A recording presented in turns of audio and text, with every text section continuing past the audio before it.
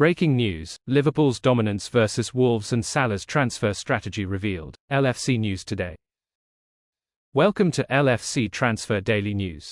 Don't forget to like and subscribe. Former Liverpool rival praises Reds forcing no threat from Wolves.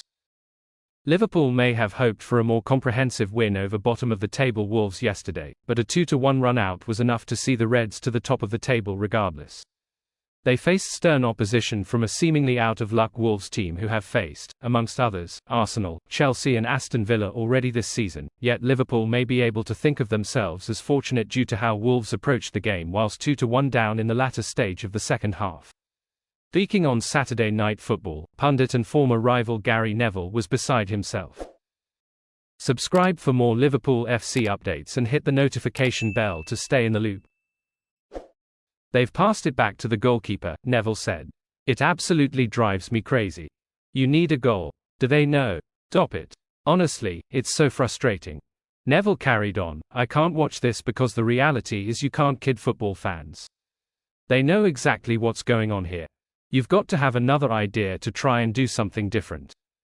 I'm not talking about wellying it long and second balls, but we're now watching teams at the lower end of the table playing 6 passes between the centre-back and goalkeeper needing a goal with 4 minutes to go, and I can't accept that. I have no problem with them trying to play out from the back, but there's got to be some point in the game where you say, look, we're struggling to have an impact on the game, we need a goal, we need to create some form of pressure, get the atmosphere in the ground going. It's an understandable tirade from Neville as Wolves didn't really seem to threaten Liverpool towards the latter stages of the game. They only touched the ball twice in the Redmond's box after the 56th minute, and Hwang Hee-chan, subbed on the 69th minute, only touched the ball once in his appearance. With Ibrahima Konate making an uncharacteristic error handing Wolves their equaliser earlier in the game, it was perplexing that they didn't seek to try and play on this to force an equaliser. It does, however, speak to the mental strength of this Liverpool side that they were able to force the resurgent team into a hesitant pattern of build-up play. It will have given Konate immeasurable confidence after his error and is the level of confidence needed if Liverpool are going to continue this excellent run of form. Saudi strategy to secure Salah's services revealed. Death, taxes and Mo Salah scoring for Liverpool. Since 2017-18 it's become a sight as expected as a full cop or Liverpool in a Champions League final. Every time Mo Salah has contributed to a goal this season, and, naturally, it has happened many times, there is an air of knowing what you're losing in real time. Reds would be forgiven if Salah making it 2-1 from the penalty spot made them hark back to the dying days of a once-loved relationship, trying to savor the moment and appreciate getting to experience it whilst silently begging him not to go. Salah moving on, and the links to Saudi Arabia, whilst well established, just will not go away. Caught offside are now reporting that the Saudi Public Investment Fund, PIF, the sovereign wealth fund of Saudi Arabia that owns high-spending clubs Al Ahly, Al Hilal, Al Ittihad, Al Nassr, is shifting its strategy to secure a pre-contract with the Egyptian by January or February 2025. The outlet are also reporting that the PIF are preparing a 2+1 year contract offer with, expectedly, a monumental salary. This ties in to what pundit Gabi Agbanlahor reported on TalkSport earlier in the week. Where there's smoke there's fire, and it does seem that, should Liverpool fail to agree a contract with the winger, then Saudi Arabia would be the most likely option for him to end up.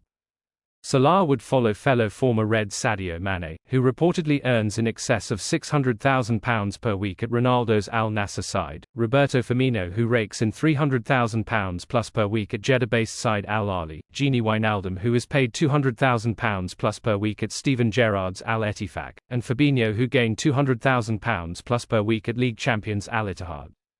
Salah's options are open in the country due to the high investment strategy that has been pursued by the PIF. Joining Karim Benzema at Al Ittihad, Neymar at Al Hilal, Riyad Mahrez at Al Ahly or Ronaldo at Al Nassr are all on the table at present. Or you could win more Premier Leagues and UEFA Champions Leagues on Merseyside. The ball is in your court, Mo. Price Liverpool must pay for revolutionary player revealed. The Arne Slot revolution continues at Liverpool. With a scrappy 2-1 win over Wolves following a midweek 5-1 demolition job of West Ham in the League Cup, you'd be forgiven that thinking Slot already has everything he needs in his squad. With the promise that the rotation showed midweek and the starting Zai's return to form yesterday, it's difficult to know where Liverpool would need to improve. What will it cost? But the links to German attacking midfielder Florian Wirtz just won't go away. Bild's Christian Falk is now reporting that Wirtz wants to leave his current Bayer Leverkusen team in 2025, and that Leverkusen have set an asking price of €150 million. Falk also reports that Liverpool will face competition from fellow European giants Bayern Munich, Real Madrid and Manchester City. Bayern have a long history of poaching top-level talent from fellow German sides, whereas there is a real possibility that Wirtz could be lining up alongside Liverpool's star right-back Trent Alexander-Arnold if Real Madrid were to secure his services. Wirtz's Bayer Leverkusen side had a difficult time on Saturday evening, running out a dogged 1-1 draw with Bayern Munich, whose 11 straight Bundesliga title streak they broke last season. Wirtz registered only 2 key passes and 1 dribble in the entire game, with Leverkusen occupying a tough defensive shape throughout the match. Wirtz could be seen scrapping with former Crystal Palace star Michael Salah'S, who had multiple good chances to score throughout the game. Leverkusen took the lead on the 31st minute through midfielder Robert Anrich's 20-yard arrowed strike, before being pegged back by a truly miraculous 30-yard volley from Bayern's Alexander Pavlovich. Xabi Alonso's men currently sit third in the Bundesliga table, 3 points behind Bayern and 1 point behind Red Bull Leipzig. If they are going to be successful on a long-term basis, retaining the attacking midfielder's services will be crucial to that.